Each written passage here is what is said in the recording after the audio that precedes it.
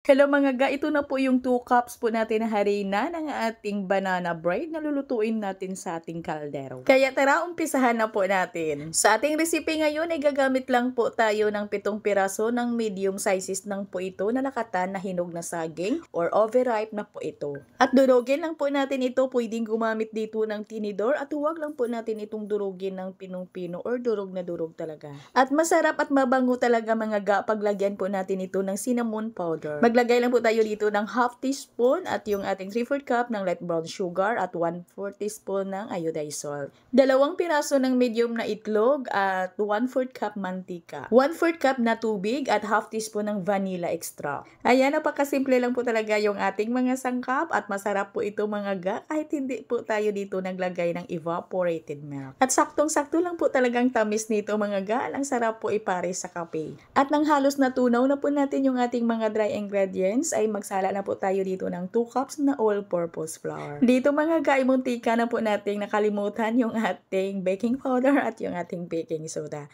Kaya kailangan po habang naghahalo po tayo ay mag-isip-isip din tayo kung ano pa bang kulang. Maglagay po tayo dito ng 1 teaspoon ng baking powder at half teaspoon ng baking soda. Ayan, mix lang po natin yung ating mixture. Pag nakikita po natin na halong-halo na ay okay na po yan. Huwag lang po natin itong ma-overmix. At ito po yung gagamitin natin ngayon na hulmahan. 700 ml po ito mga ga at maganda na rin ito kasi may takip na. At banyahan lang po natin yan ng shortening or di kaya margarine. Mabibili lang po natin ito sa mga baking store or sa chef and bakers kung meron po kayo dyan. At sa toppings po natin dito ay depende na ho yan sa inyo kung lagyan nyo ng toppings. Pwede ding hindi na at pwede ding maglagay tayo. Lagyan lang po natin ito ng chocolate chips and white chips. At dito mainit na po yung aking kaserola or yung steamer ko po ito. Pero wala po itong tubig ha. At lagyan lang po natin ng patungan.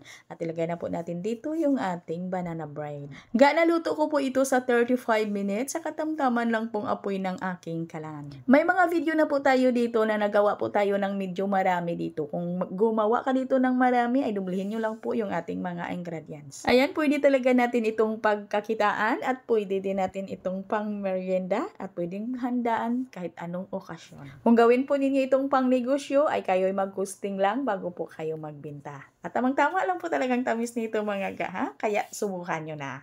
At hanggang dito lang po yung ating video. Maraming salamat at bye-bye!